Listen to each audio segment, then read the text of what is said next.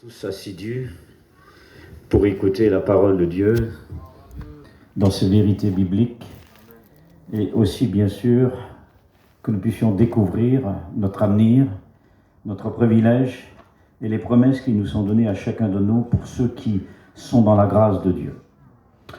La Bible est extraordinaire parce que ce n'est pas un livre mémorial ni d'histoire. Elle n'est pas fabriquée par les hommes. C'est un livre vivant et puissant et permanent. À l'époque de 1700-1800, les hommes ont voulu briser ou combattre la Bible. Mais nous ne pouvons pas la combattre. Les cieux et la terre passeront, mais sa parole demeure éternellement. Martin Luther, en 1517, il a dit « Ma conscience, elle est prisonnière de la Bible ».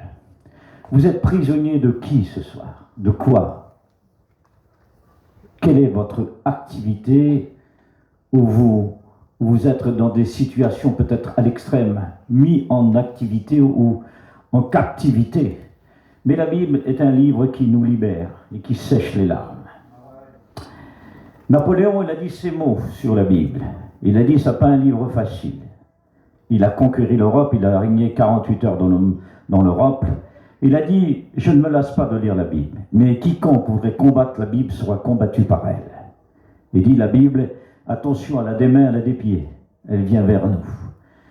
La Bible, si tu la combats, elle te combattra. Mais si tu l'aimes, elle sera une épée entre tes mains. Elle te protégera. Elle sera ta garantie.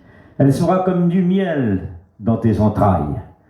Mais elle sera comme Jérémie, avec un burin et un marteau pour marquer sur les rochers et qu'elle soit mémoriale. Elle sera comme Jésus, parce que Jésus, c'est la parole vivante. Parce que sans Jésus, il n'y a pas de parole. Il est le milieu de la parole. Le psaume 118, c'est le milieu de la parole, parmi les 66 livres. Mais Jésus, c'est la médiation de la parole, la beauté de la parole, la majesté de la parole, la réalisation, l'accomplissement, la confirmation de la parole. Saint Augustin, il a dit au IVe siècle, si Jésus ne serait pas venu, la Bible serait un livre fermé. Mais Jésus fait la beauté de la Bible. C'est la résurrection qui rend vivante toute la Bible. 86 doctrines sont basées sur la mort et la résurrection de Jésus-Christ. Jésus a triomphé. La résurrection n'est pas une projection, elle est une réalité qui nous emmène dans l'éternité. On prie le Seigneur ensemble. Gloire à Dieu. On prie nos maîtres. Voilà, on va demander à Boy de prier le Seigneur. Seigneur, nous te bénissons dans cette soirée. Merci parce que tu es présent dans ce lieu, Seigneur. Béni soit le Seigneur. Seigneur, alors tout peut se passer, Seigneur Jésus. Nous s'attendons à toi dans cette soirée encore, Seigneur. Oui. Par le moyen de ton serviteur que tu as choisi, Seigneur Jésus. Tu puisses parler à les cœurs, Seigneur Jésus, et tu puisses toucher les cœurs. Ceux qui ne te connaissent pas, Seigneur, qui puissent te rencontrer. Oui, Seigneur. Seigneur, merci parce que tu vas nous bénir encore ce soir. À ton nom toute la gloire. Amen. Gloire à Dieu. Dimanche matin, nous avons une matinée de Dieu. En ce que m'y concerne, j'étais un petit crayon. Mais je voudrais vous dire que celui qui nous porte et qui nous remplit, c'est le Seigneur. La gloire lui revient à lui. Tant qu'à moi, je suis la poussière du balai. Mais lui, il est tellement important, il est tellement grand. Il n'y a que celui qui s'efface où le Seigneur prend toute la place. Et nous avons découvert un peu, un horizon, un aperçu. En soulevant le voile, un rayon de soleil, une goutte d'eau à travers la mer, en ce qui concerne l'enlèvement de l'Église. Pour se convertir, se donner à Jésus-Christ, nous n'avons pas besoin d'une étude abrégée avec A, B, C, D. Le message de la prédication de la croix bouleverse. Elle pénètre, c'est le plus grand message de tous les temps. Le message de l'apôtre Paul, pourtant, il avait enseigné toutes les doctrines de la Bible, mais il se réjouissait que la prédication de la croix, il ne veut rien savoir d'autre en Galates que Jésus-Christ crucifié et ressuscité. Car la prédication de la croix, elle est une puissance de Dieu, pas la croix. La croix n'est que le sujet, le rappel, n'est que l'objet. Par le Christ était crucifié. C'est du bois, mais c'est le rappel pour compter les compteurs, l'histoire, les mémorials, les religieux se rappellent de la croix. Mais la prédication de la croix, qui est marquée dans la Bible, est un rappel. Quand le diable regarde la croix, il a vu sa défaite. Quand les démons regardent la croix, ils n'ont pas tremblé, ils ont été cassés. Quand un pécheur regarde la croix, regarde le Christ crucifié. Regardez les hommes, vous aurez sujet de se plaindre. Mais regardez le crucifié, vous aurez sujet de se repentir. Et la Bible est extraordinaire parce qu'elle nous démontre, bien sûr, le privilège que nous avons, nous, le privilège pour chacun de nous qui nous est donné, c'est une grâce. Nous vivons le temps de la grâce. Et ça sera, bien sûr, que nous vivons parce que c'est éminent l'enlèvement de l'Église. Il va être éminent. Nous vivons ces heures, ce temps qui nous est donné. Et nous vivons la dernière heure. Mais je voudrais vous parler, bien sûr, du slogan de l'Antichrist. Celui qui doit venir dans le monde entier, qui régnera et qui sortira de l'Europe. Il sera de la tribu de Dan. Il faut qu'il soit juif et qui apportera, et parce qu'il est suscité par Dieu. Il aura une ressemblance, une identité, une photocopie du Christ. Mais Christ, il est le « je suis » de la vérité. Il est le « je suis » de celui qui est en haut. Je suis d'en haut. Jésus-Christ, son origine, et il n'a pas de commencement, il n'a pas de fin. Michée chapitre 5, il est éternellement. Apocalypse 3 et verset 14, il n'est pas le commencement, il est le principe et la raison de la création. Jésus n'est pas une créature, il est le créateur. Il n'a pas besoin d'être sauvé, il est le sauveur. Et l'Antichrist, nous allons entrer dans la Bible, et je vais lire un passage avec vous pour que nous puissions comprendre. L'apôtre Jean écrit donc sa première épître de Jean, en l'an 85 de notre ère. Il a écrit l'évangile de Jean. 4 évangiles, Matthieu, Marc, Luc et Jean. La plus détaillée, c'est Luc. La plus profonde, c'est l'évangile de Jean. Jésus est présenté comme la parole, le logos, la beauté de la parole, celui qui fait toutes choses, qui n'a pas de commencement, mais il est le créateur, étouffé par la parole. Et la parole faite chair, tabernaclée, dressée parmi les hommes. Et il a donné le pouvoir d'être enfant de Dieu, cette parole. Et tu peux devenir ce soir. Mais Jean écrit. L'évangile de Jean nous fait entrer dans la maison. Jean 14. Alors que l'épître de Jean nous installe dans la maison. Et ce soir, tu peux entrer dans la maison. Le ciel est ouvert pour toi. Le péché, oui, il a fait des perdus. Mais Christ cherche des sauvés. Et il a instruit les chrétiens. Le Saint-Esprit convainc. Dieu cherche des adorateurs. La Bible, elle veut nous emmener dans ses connaissances pour que nous ne soyons pas troublés devant les choses négatives qui sont en train de se passer, car nous vivons des événements bouleversants dans le monde. Et nous savons comment faire devant les situations les plus grandes. Voici ce qu'il dit Jean. La première épître de Jean, chapitre 2, verset 18. « Petit enfant, c'est la dernière heure. Comme vous l'avez appris, un antichrist vient. Et il y a plusieurs antichrists. Et là, nous connaissons que c'est la dernière heure. » L'apôtre Jean reçoit dans l'île de Patmos, 90 ans après Jésus-Christ. Il est avancé en âge. Et l'apôtre Jean est mort en martyr, précipité du haut d'une muraille, baigné dans une huile, rendez-vous compte. Et l'Apocalypse chapitre 1, persécuté à cause de sa foi. Le mot Jean vient d'un mot grec qui veut dire, ça veut dire Dieu a fait grâce, ou en hébreu, don de Dieu. Et Jésus a dit, si tu connaissais le don de Dieu à la Samaritaine, je voudrais te dire, si tu le connais, Jésus n'est pas une couverture, il est une protection et un sauveur. Il est un donateur. Jésus n'est pas un intérêt. Non, il est celui qui réalise le véritable bonheur. Aujourd'hui, on prend des avions, on va partout. Là, depuis 2020, depuis 2 ans, où là, la stabilité, où tout s'est arrêté, les voyages, parce qu'il y a le contrôle à cause du corona. Le mot corona vient d'un mot grec, couronne, qui veut dire poison, et en latin qui veut dire venin du serpent. Jésus l'avait annoncé il y a 2000 ans en arrière, Luc 21, verset 11. Il y aura des pestes. Jésus a donné la pluralité, peste. En grec, ça veut dire maladie. Il y aura des diversités de maladies. Le conseiller de Mitterrand avait déjà informé Mitterrand, un des plus grands présidents de la planète, avec George Bush, et qui avait donné des conseils disant que le corona allait arriver. 2020. Ils étaient au courant, la France, l'Amérique étaient au courant. Où là, notre ministre a inauguré au plus grand laboratoire en Chine. Ils ont inauguré Est-ce une guerre bactériologie? Est-ce une guerre sans facture pour ne pas détruire comme les 2 guerres mondiales qui ont été alimentées et préparées par les francs-maçons, 14-18 et 1945-39, qui ont été préparées par eux.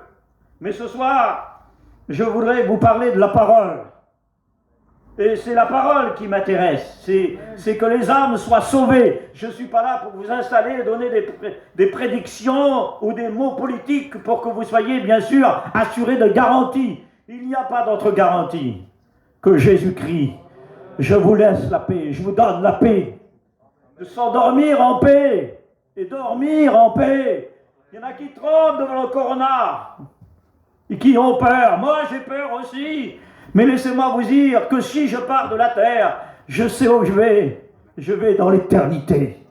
Mais les choses arrivent vite, et il faut avertir tous les chrétiens, il faut avertir tous ceux qui sont dans le Seigneur, l'Église de Jésus-Christ. Et je vous tiens éveillé d'être dans la vérité, affermé dans la vérité, éveillé, afin que le rétrograde revienne au Seigneur, et que pécheur se donne au Seigneur, parce que Jean dit, je vous dis, il dit ceci, je vous écris parce que c'est la dernière heure. Nous connaissons qu'il y a eu plusieurs antichrists.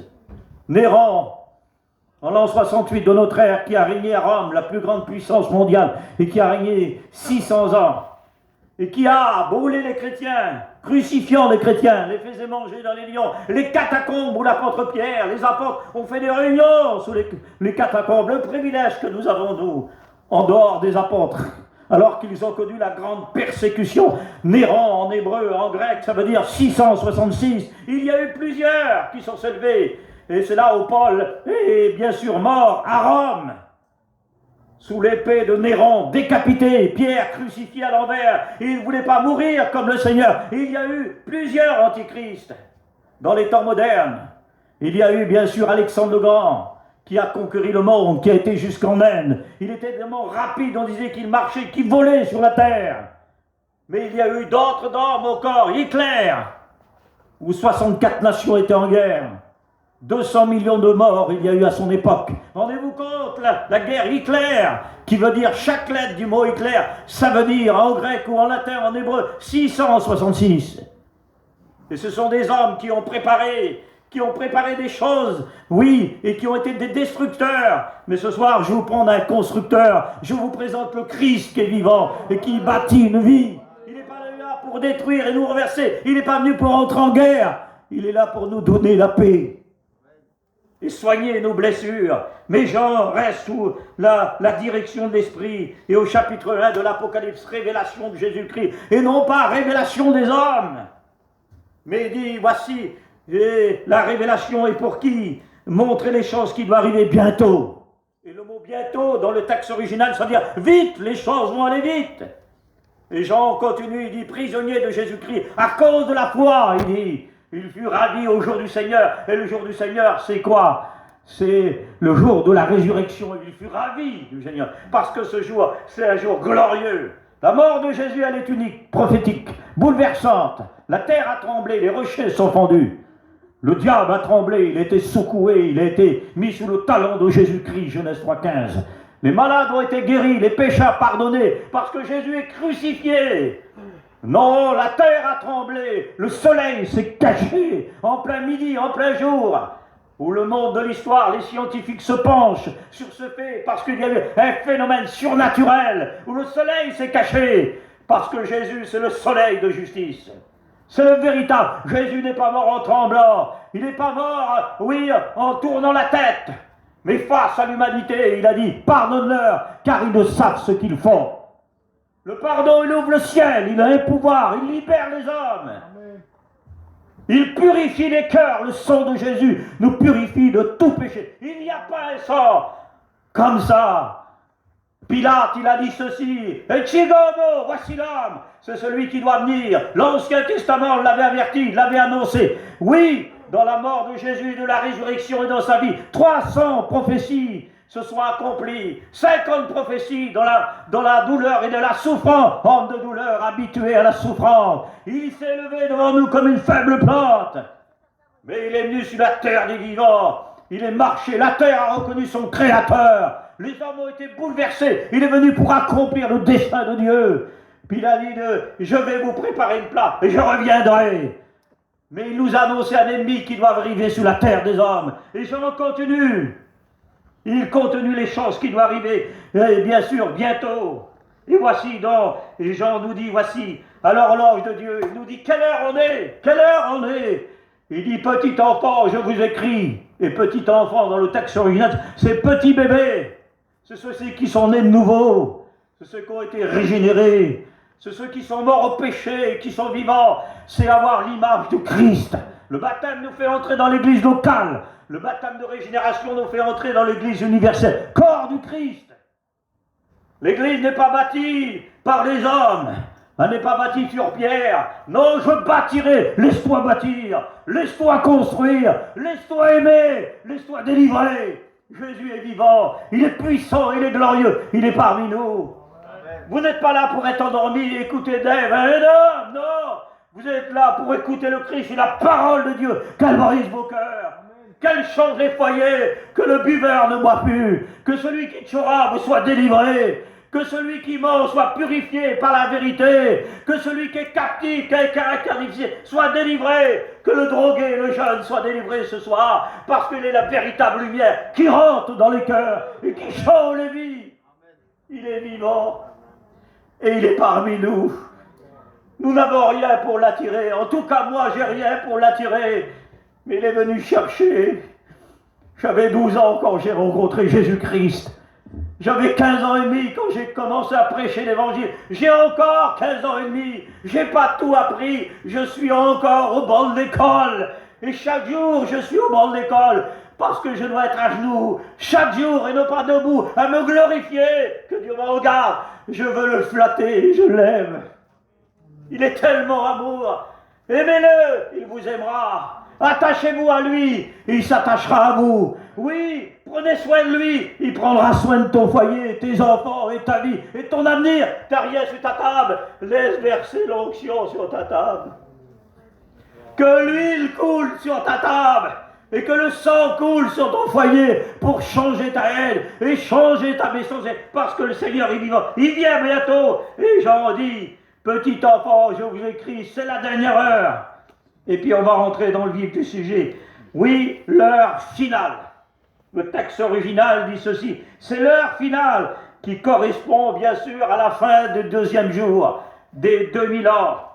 C'est pourquoi l'apôtre Jean reçoit et nous donne le signal de la venue de l'Antichrist.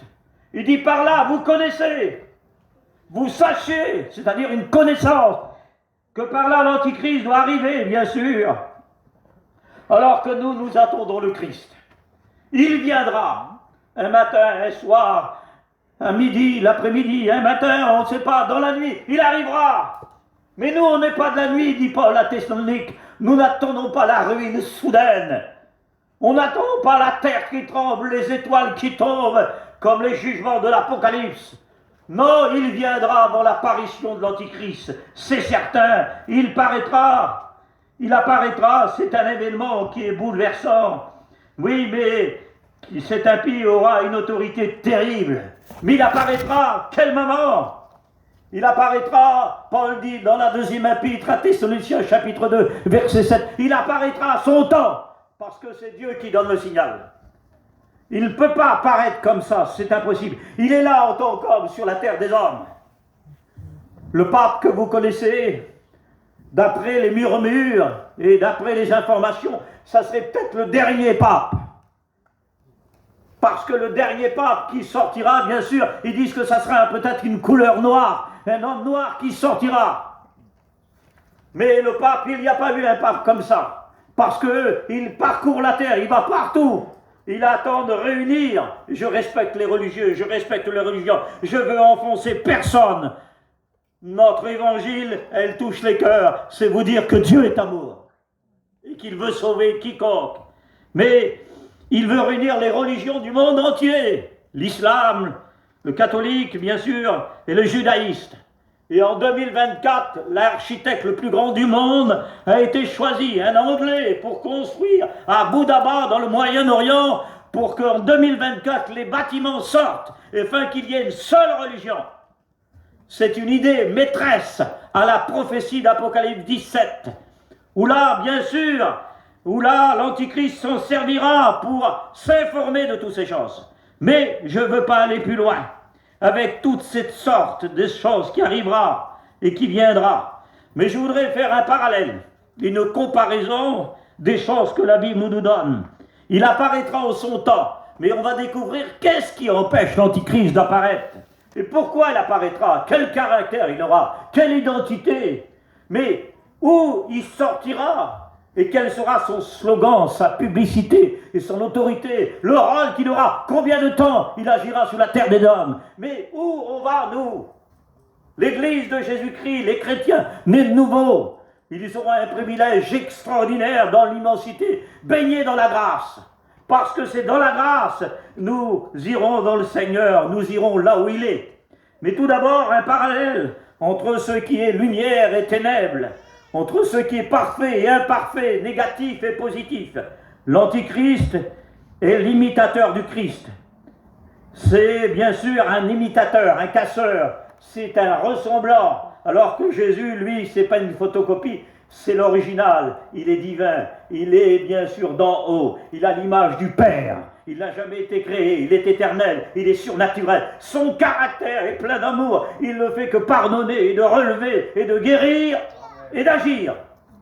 Rien ne l'empêche. Mais le Seigneur est tout puissant. Alors regardez le parallèle. Si la bête, elle sortira de la mer, Apocalypse 17, je vis une bête sortir de la mer. Alors que le ciel, lui, Jésus est descendu du ciel. C'est toute la différence. Jean 6, 35. Il est descendu du ciel, il est venu d'auprès du Père. Il est venu au nom du Père, Jésus. J'ai fait connaître ton nom, Jean 17, au Père. J'ai fait connaître ton nom. Quel nom? Dieu a 42 noms dans la Bible. Jésus, il a 115 noms. Il est appelé 1000 fois Jésus dans le Nouveau Testament. Quel nom? Révélé à Marie par Gabriel, établi par Dieu, annoncé par les apôtres. Le nom de Jésus, faites tout au nom de Jésus. Nous avons le pardon des péchés au nom de Jésus, et non pas au nom d'une région et d'un homme, mais au nom de Jésus, le paralytique, le premier paralytique, le premier miracle apostolique, acte 3. Oui, nous n'avons ni or ni argent, mais au nom de Jésus, lève-toi et marche. Bondissant, ses chevilles deviennent fermes, sautant et louant Dieu. Il n'y a qu'au nom de Jésus que les paralytiques sont guéris. Il n'y a qu'au nom de Jésus que le pécheur est pardonné. Il n'y a qu'au nom de Jésus que nous sommes sauvés. Et c'est au nom de Jésus que nous prêchons. L'apôtre Pierre, le jour de la Pentecôte, il prêche 17 nations réunies. C'est la Pentecôte. C'est la fête juive. C'est toutes les juifs du monde qui arrivent et qui chantent Inimatam, Inamaïm, qu'il est beau pour des frères. Et ils arrivent de toutes parts, de l'Est, du Nord. Ils arrivent de toutes parts, de la Judée. Ils arrivent de la Libye, de l'Égypte, de tous les côtés, ils arrivent. Et 17 nations sont réunies. Ils arrivent avec des corbeilles de fruits. Ils arrivent avec les premières semences. Mais le jour de la Pentecôte, l'apôtre Pierre se lève rempli du Saint-Esprit. Et il prêche Christ crucifié, ressuscité. Vous l'avez été selon la précision de Dieu. Il dit repentez-vous. Ils ont le cœur touché, brisé. Ils ont le cœur brisé jusqu'au fond du cœur par la parole de Dieu. Et 3000 âmes se convertissent. C'est au nom de Jésus. Je voudrais vous dire que le nom de Jésus est significatif. Les Yahshua, on dit en hébreu. Il a 7 significations. Ça veut dire bonheur, secourir, celui qui vient à notre secours, le sauveur, salut. Oui, je voudrais vous dire que Jésus-Christ, 7 significations, comme les 7000 ans d'histoire, comme les 7 chandeliers, comme les 7 trompettes, les 7 coupes, les 7 sous, les 7 genres.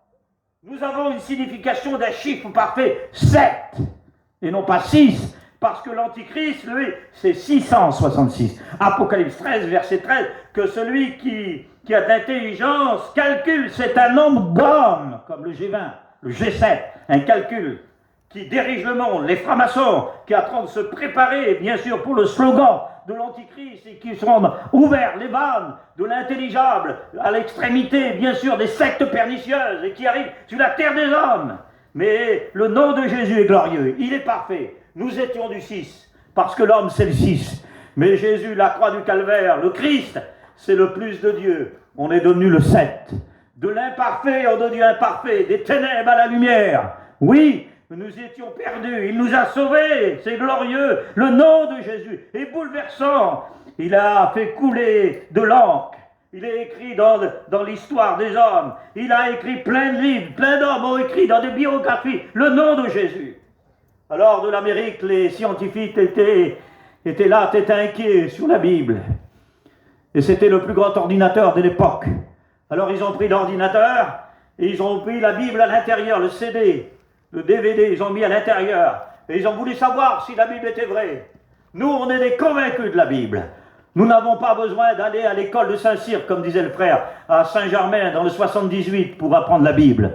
Nous avons des hommes qui nous ont appris, qui nous ont enseigné, nos anciens, qui nous ont bâtis sur des doctrines. Et nous restons dans cette alinéa. Nous restons dans la vérité de ce que nous avons appris. Nous avons reçu des architectures bibliques. Nous restons dans la parole. Demeure dans la sainte doctrine.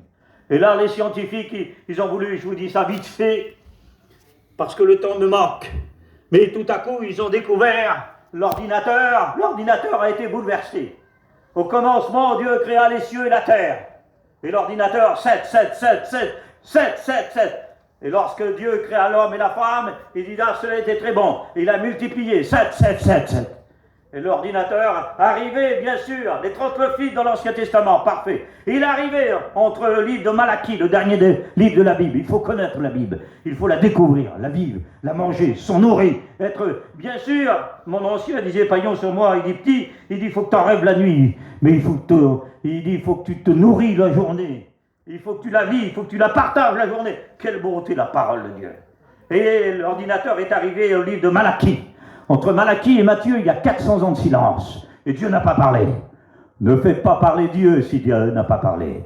Ne va pas si Dieu ne te l'a pas dit. Ne lis pas si Dieu ne t'a pas dit de lire. N'écris pas si Dieu ne t'a pas dit d'écrire. C'est pas ton opinion qui compte, c'est la parole de Dieu. C'est la parole de Dieu qui t'envoie. Peut-être que tu t'es arrêté, peut-être que tu t'es assis. Mais le Seigneur te dit, ce soir, reprends ton vol, ma colombe. Je t'ai chargé d'un message.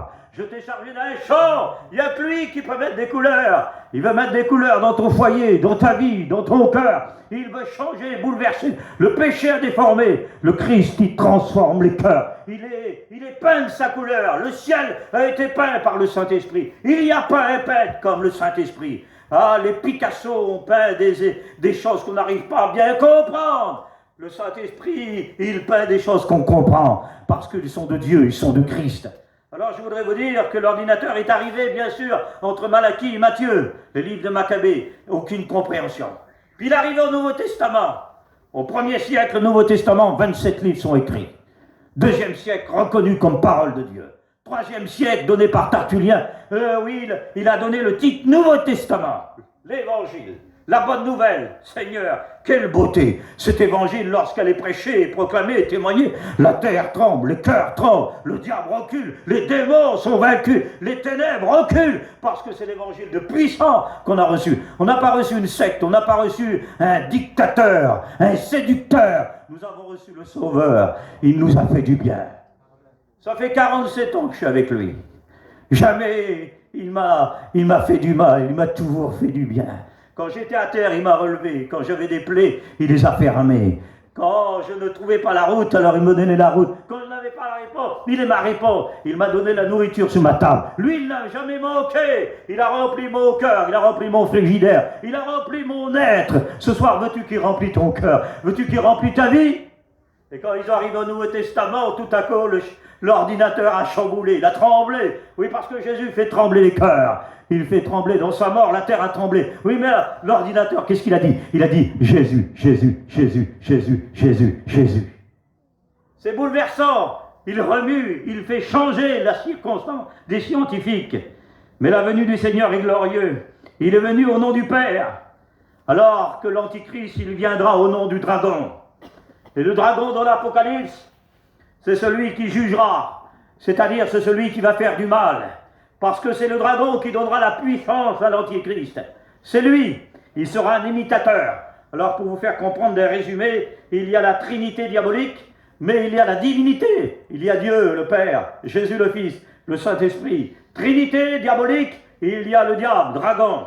Il y a l'Antichrist. qui sera bien sûr la partie adverse qui va combattre les hommes et traquer tous les hommes. Après l'enlèvement de l'Église, il apparaîtra, un temps des temps, la moitié d'un temps, selon la prophétie de Daniel, il apparaîtra en tant que séducteur, 3 ans et demi, quand l'Église est partie. Deuxième période, alors il apparaîtra en tant qu'homme diable, l'homme diable, qui apparaîtra en tant que bête. Alors que Jésus, lui, c'est l'agneau, voici l'agneau de Dieu. L'agneau de Dieu. L'agneau qui caractérise, c'est-à-dire le caractère plutôt de la douceur, de l'amour, de la simplicité, de l'humilité. Il se proclame pas, il se présente pas. C'est le dernier prophète. C'est un des plus grands prophètes, né de femme. C'est Jean-Baptiste. Alors que Jésus, lui, il est né par le Saint-Esprit, par Marie, qui a été choisi. Et une grâce a été faite. À Marie a été faite. C'était une femme de Dieu extraordinaire. Le choix de Dieu est tombé sur elle. Où Gabriel lui a dit, oui, une grâce a été faite. C'est une grâce qui lui a été faite. Et la naissance de Jésus a été bouleversante. Le gouvernement politique a été bouleversé. Hérode, Pilate. La naissance de Jésus est un miracle. Sa vie est un fleuve. Son ministère est une source de bénédiction. Sa vie livrée est une victoire totale. Sa résurrection est un triomphe au sommet du ciel parce que le Saint-Esprit l'a ressuscité. Oui, il est le Fils de Dieu, tandis que l'Antichrist sera le fils de la perdition. Le Christ est venu de Dieu, alors que lui, il aura la ressemblance d'un léopard. Pour montrer son identité de Alexandre le Grand, l'homme rapide prophétisé de l'Ancien Testament. Parce qu'il aura la rapidité, on ne peut pas bien le comprendre, selon Apocalypse 13 et 6. Tantôt, il a le visage, il a l'apparence d'un lion, il a les pieds d'un ours, il a le corps d'un léopard, pour appeler les Grecs. Oui, et pour l'ours, pour appeler bien sûr la plus grande puissance du monde, Babylone, la tête d'or. Il a la stabilité, la dégradation, l'augmentation, la dignité de toutes les nations et l'histoire de l'homme. Mais il prend des apparences qu'on n'arrive pas à bien comprendre. Il faut être par la Bible, éclairé par le Saint-Esprit. Il faut avoir des connaissances bibliques et rester un chrétien. Il connaît le Christ. Mais tandis que l'Antichrist sera un séducteur, Jésus-Christ vient sauver les hommes. Jésus, lui, c'est le lion de Juda. On sait que le Messie doit sortir de Juda. On sait qu'il sortira de la grande lignée. Il sortira de la lignée, il descendra d'Abraham. Il descendra, bien sûr, une postérité, une bénédiction, le fondateur des nations d'Israël. Alors que Jacob est le fondateur des 12 tribus d'Israël. Et Joseph, par lequel, bien sûr, on comprend, descendant, un type prophétique qui sera vendu. Jésus a été vendu. Joseph vendu par Judas. Jésus vendu par Judas. Oui, Joseph emmené en Égypte. Jésus emmené en Égypte aussi. Il est dans une citerne pendant 3 jours. Jésus dans un tombeau pendant 3 jours. Il est vendu par ses frères. Jésus est vendu par ses frères. Il est trahi. On arrache sa tunique. On brise la tunique de Joseph. On a joué au sort la tunique. Joseph veut dire en hébreu ajouter. Et veut dire bien sûr aussi, veut dire ôter. Jésus a ôté nos péchés. Il a ajouté le pardon. Il a mis notre nom dans le livre de vie. Heureux ceux qui ont part à la première résurrection, dont leurs noms sont inscrits dans le livre de vie. Mais Jésus, c'est le lion, alors que l'Antichrist sera comme un lion. Et le diable est un imitateur. Le diable, il a 33 noms. Jésus, lui, il a 115 noms. Le nom le plus glorieux, le plus élevé, le plus digne, le plus royal, le plus majestueux, le plus profond, le plus bouleversant, le plus large, le plus profond, c'est Seigneur, 7000 fois dans la Bible. Christ, 530 fois.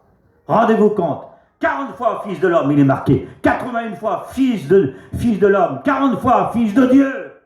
Il est le Fils de Dieu. Il a été homme pour que tu sois Fils de Dieu. Il a été Christ pour que tu sois voyé par lui. Il est le Seigneur, le curieux. Oui, le fondateur, le tout pouvoir. Lui qui a tout pouvoir et toute puissance pour qu'il siège dans ta vie. Mais le diable, il dit 1 Pierre 5,8, il dit comme un lion. Le diable, il est comme un lion, mais c'est pas un lion. Le véritable lion, avec la gloire, la majesté de la gloire, et ça, sa démarche de la gloire, c'est le Christ. Vous comprenez tout ce que le Seigneur veut nous dire par là. Le diable est le lion rougissant. Il a les dents pleines de sang. Il a les yeux pleins, ils sont rouges. Il est prêt à tuer, à casser, à briser. Tandis que Jésus, c'est le véritable lion qui vient à ta rencontre pour pour combattre celui qui vient te combattre. Jésus reçoit tout pouvoir. Alors que l'Antichrist va recevoir le pouvoir, bien sûr, il recevra le pouvoir du dragon. Et je vais vite. Quand l'Antichrist, il viendra sous l'ordre de Dieu. 1. Apocalypse 13, verset 7. Il viendra par une autorité du Christ. Apocalypse 6, et je vis le cavalier qui part. Il part pour vaincre. À Paris, on a mis sur une grande affiche Barack Obama, avec un bouclier qui paraît sur un cheval blanc. On a mis Sarkozy sur un taureau avec des cornes. Barack Obama, je l'ai écouté à la télévision. Il a dit Sarkozy, c'est la puissance, c'est le pouvoir. Le mot Sarkozy vient d'un mot grec, sarkénos, qui veut dire adversaire, qui veut dire saleté, qui veut dire souillure. C'est lui qui a inventé la puce. Préparation à la technologie moderne. Dans les arbres des Champs-Élysées à Paris, la plus grande avenue, la plus belle avenue du monde. Dans les arbres, elle a été augmentée, améliorée, modernisée. Elle a été mise dans les bestioles, dans les chats. Elle a été mise dans les chiens, oui, dans les appartements, dans les voitures, dans les grosses voitures. Elle a été mise par technologie. Aujourd'hui, bien sûr que ça, c'est préparé. C'est dans les bureaux du gouvernement à Paris, dans les gouvernements pour l'Europe. Parce que ce sont des préparations. L'Allemagne le possède. L'Amérique, dans les épaules, c'est une préparation. On n'est pas loin du bras, bien sûr, de l'épaule au bras plutôt, parce que c'est dans le bras droit. Un Américain, il a dit ceci. Après expertise et la découverte de la puce qui était mise, bien sûr, dans la main, il a dit, je ne savais pas que la puce, elle ne marchait pas. Elle marchait pas à gauche. Je ne savais pas qu'elle marchait à droite. À droite, autorité. Parce que la carte bleue, il y a la puce dedans, qui n'est pas le 666. Il y a eu des puces, toujours il y en a eu. Et ça, ils vont mettre la carte vitale, bien sûr, le permis, toutes les choses modernes dedans, toute la biographie, toute l'histoire de l'homme, pour marquer les hommes. Parce que le coroner est venu. Mais pourquoi il est venu, mes amis? Mais réfléchissez, pourquoi il est venu? Pourquoi il est venu dans le monde? Et le monde s'est arrêté. Le monde a été arrêté depuis 2 ans, ça s'arrête. Pourquoi? Nos églises ont été fermées, mais le ciel est ouvert. Le réveil de Dieu continue. L'église, elle poursuit son chemin. Elle fait sa mission. Pourquoi? Parce qu'il y a la préparation de la mondialisation qui sont en train de préparer. Parce que le billet va disparaître, les choses vont disparaître. Et je ne voudrais pas rentrer dans ce domaine, mais je voudrais vous dire que Jésus revient bientôt. Heureux ceux qui sont prêts. Heureux ceux qui ont leur lampe avec des réserves. Heureux celui qui ne tâche pas son vêtement. Heureux le chrétien qui se préserve et qui aura fait l'œuvre de Dieu et qui n'apparaîtra pas devant lui les mains vides, mais les mains pleines. Et qui sera fidèle jusqu'au bout. Ce qui compte, c'est pas tout faire, c'est pas crier, c'est pas sauter en l'air, c'est pas présenter ses choses et son slogan. C'est rester fidèle. Il vaut mieux un bégayeur qui soit rempli d'onction que parler beaucoup. Malheur à celui qui va calomnier. Malheur à celui qui écrasera son frère. Malheur à celui qui aura l'apparence de la religion et qui restera sous la terre. Mais bienheureux le serviteur, la servante, qui fait en faisant ceci quand son maître viendra, étant éveillé et prié. Voilà ce que le maître demande, parce que le Seigneur viendra. À quel moment il viendra? Alors, Apocalypse 6, quand le Seigneur va briser le premier sceau. C'est quand le Seigneur brise le premier sceau. Et personne n'était digne d'ouvrir le premier sceau. Et rendez-vous compte aussi qu'il apparaît, l'Antichrist. À quel chapitre il apparaît? Pas chapitre 5 d'Apocalypse.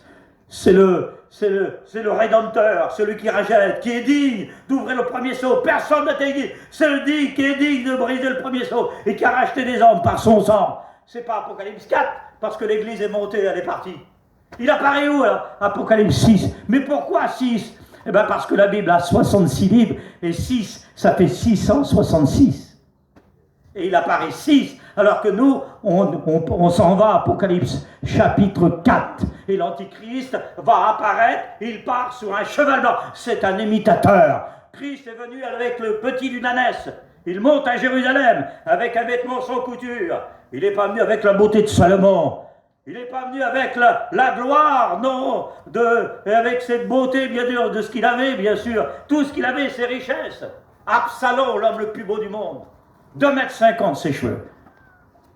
Il faisait 2 kilos ses cheveux. Il n'y avait pas une prestance comme un homme. Aucun homme sur la terre n'était beau comme lui. Il avait une délicatesse, une gloire comme il n'y avait pas, une richesse aussi. Bien, Salomon était beaucoup plus riche que lui, mais Jésus, lui, il n'est pas venu avec la beauté. Il avait la beauté de Dieu en lui. Il était Dieu en tant que fils. Mais il disait aux lépreux, oui, sois pur, il était purifié. Oui, le mort est ressuscité, la femme était redressée. Vous comprenez que Jésus était un homme, mais pas comme tous les hommes, il était distinct et séparé de tous les hommes. Il avait une carapace matérielle des hommes, mais lui, sa personnalité, il était divin, humain, pour qu'on nous comprenne et se mettre à notre diapason.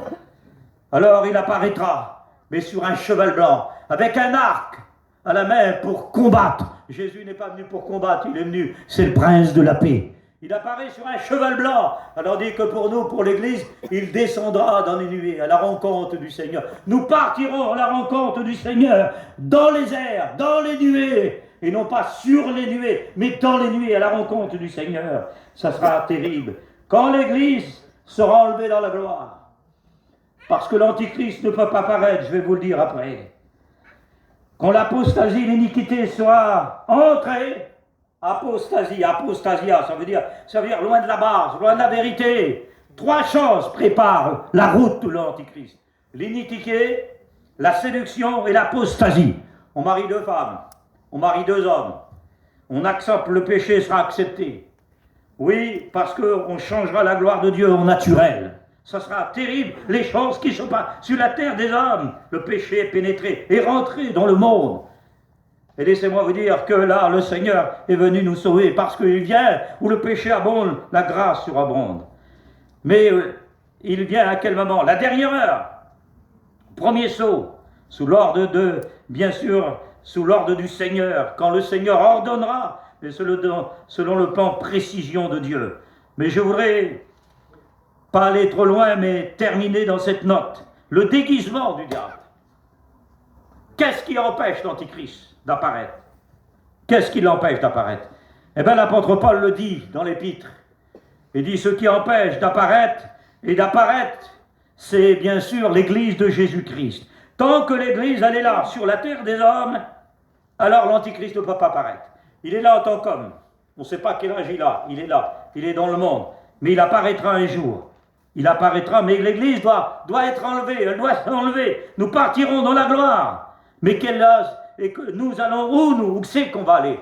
Alors la rencontre du Seigneur. Nous paraîtrons devant lui. Ce sera la réunion avec Jésus-Christ. Qu'est-ce qu'on va faire dans le ciel? Quel corps on aura? Alors Paul dit en Philippiens 3, 21, nous aurons un corps comme le Seigneur. Ceux qui sont morts dans la souffrance ressusciteront comment?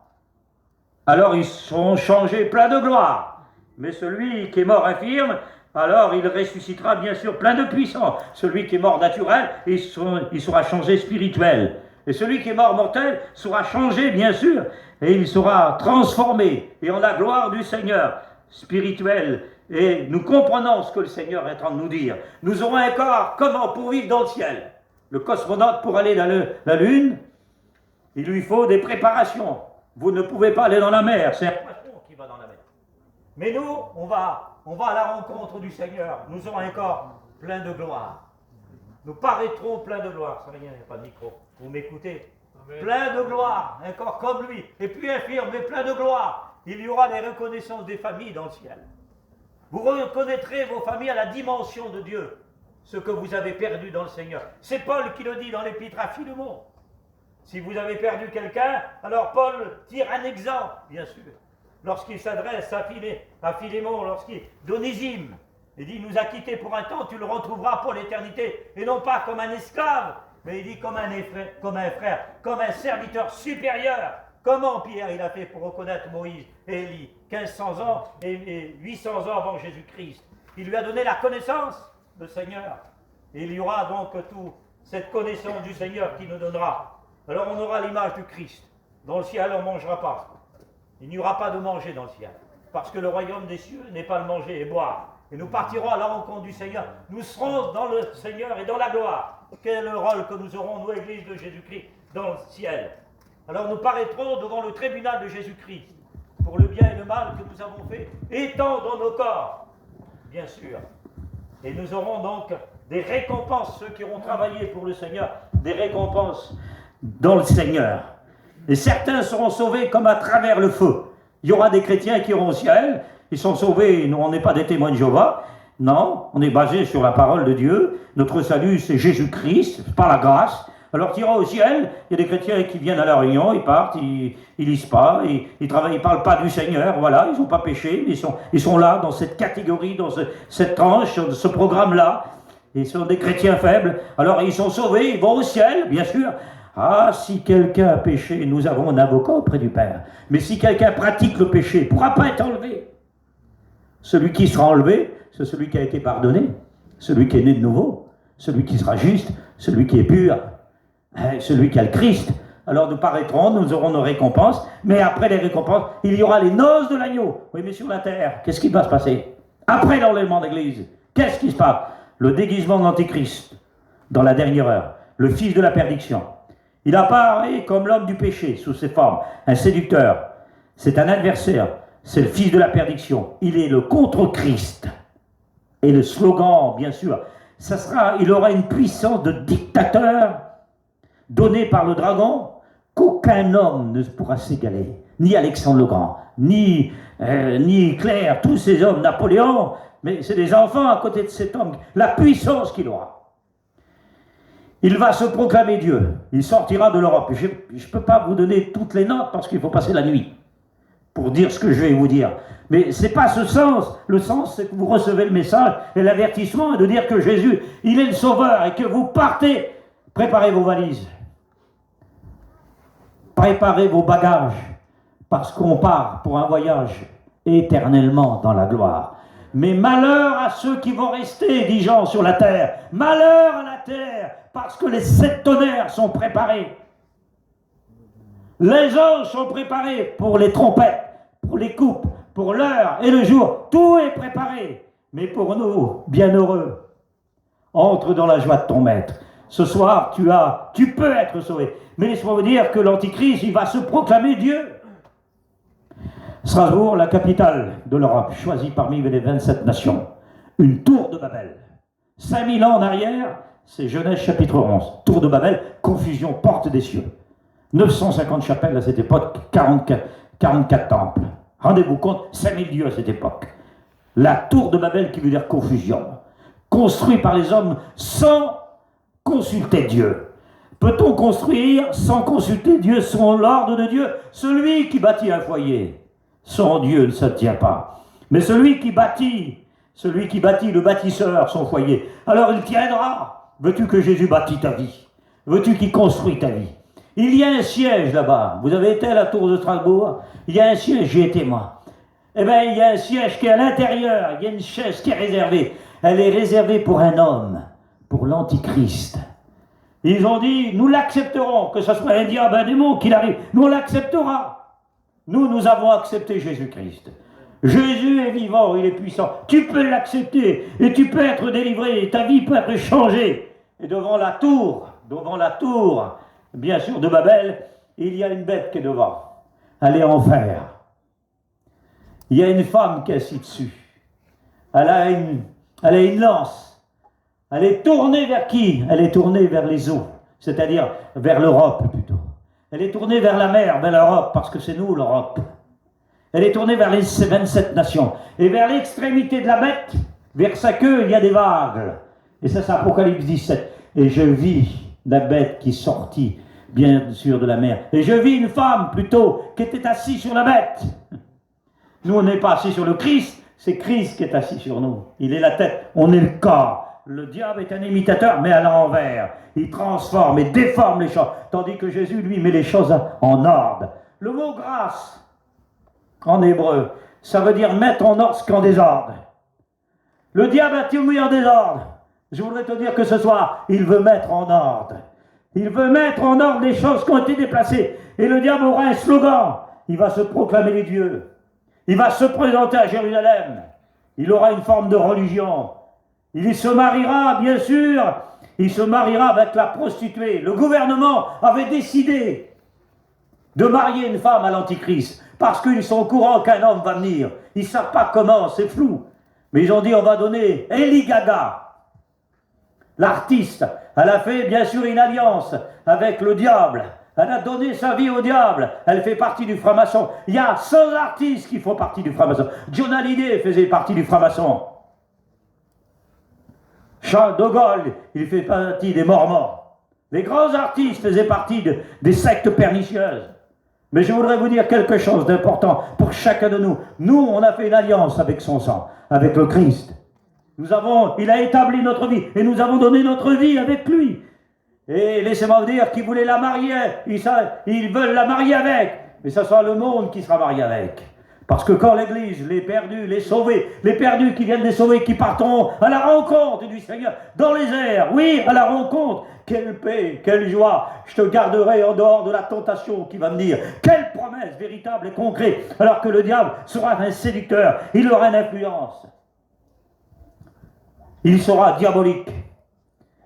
Il va aspirer tous les hommes, il aura une puissance. Il ne sera pas tout puissant. Il n'y a que Dieu et Jésus qui est tout puissant, qui a la puissance sur la mort. Jésus a anéanti celui qui avait la puissance de la mort. Hébreux 2,14. Il a paralysé le diable. Il l'a mis sous son talon. Jésus-Christ est puissant. Laissez-moi vous dire que le Seigneur, il est supérieur. Il sera un homme puissant. Oui, le caractère de l'Antichrist, et je conclus là. Il sera dominant, destructeur, une autorité qui va écraser, méchant, provocateur, destructeur, pouvoir universel sur la terre des hommes. Il trônera, il aura un royaume, ce sera l'Europe. Le mot Europe vient d'un mot grec, ça veut dire, c'est la femme qui est saisie au bord de la mer par la bête, ça veut dire ça l'Europe. Et le drapeau européen qui est bleu, avec les signes de toutes les étoiles et les 27 nations. Ce sont bien sûr la couronne que l'Antichrist aura et qui régnera parce qu'il aura son trône. Tandis que Jésus il est venu sur la terre des hommes, on lui a tissé une couronne d'épines de 12 centimètres. Une couronne d'épines. Il a été maudit parce que les épines sont la malédiction des ronces et des épines. 4000 ans avant étaient annoncées des ronces et des épines. Oui, allaient sortir de la terre. C'était bien sûr les 4 sentences de Dieu prononcées sur l'homme, la femme et la terre et sur le serpent. Tu rompras dans la poussière. Le mot serpent vient d'un mot grec qui veut dire le plus proche, qui veut dire diable. Le mot diable qui veut dire diabolos, qui veut dire celui qui calomnie, qui casse. Mais je voudrais vous dire que Jésus-Christ, c'est le constructeur, c'est le réparateur, c'est le donneur, c'est le sauveur, c'est le libérateur, celui qui sauve. Il donne, il ne promet pas, il donne. Et je voudrais vous dire que le diable aura une face de Messie, de faux Messie. Vous avez vu à Paris, au PSG, il y a un Messie qui est arrivé. Mais c'est une photocopie, celui-ci. C'est un slogan, une publicité. Ça, les affiches, le vent d'école, ça ne tient pas. C'est mondain, ça. Tandis que Jésus-Christ, lui, c'est pas une publicité. C'est Yahshua, le véritable Messie. Celui qui vient de Dieu. Si tu l'invoques, il viendra. Si tu le demandes, il arrivera. Si tu cries à lui, il te répondra. Si tu penses à lui, il changera les situations les plus grandes. Alors je termine avec ça. La Bible nous dévoile le vrai visage de l'Antichrist. Une bête, tandis que Jésus c'est l'agneau. Contre Christ, alors que Christ est pour toi. Un faux Messie, alors que Jésus c'est le véritable Messie. Il se proclame Dieu dans le temple, alors que Jésus il est le Fils de Dieu. Il est un ours. Oui, qui court et qui ravage sur son passage, alors que Jésus c'est la douceur, un léopard rapide, alors tandis que Jésus c'est l'aigle royal, un monstre, alors que Jésus il a la bonté de Dieu, un impie, le fils de la perdition, tandis que Jésus c'est le Fils de Dieu. Prenez garde, je vous écris petit enfant, on est dans la dernière heure. À l'époque de Jésus on était la 11e heure, il y a 2000 ans de ça, on est dans la 12e heure, on compte en secondes. On prie le Seigneur ensemble. Seigneur, nous te rendons grâce.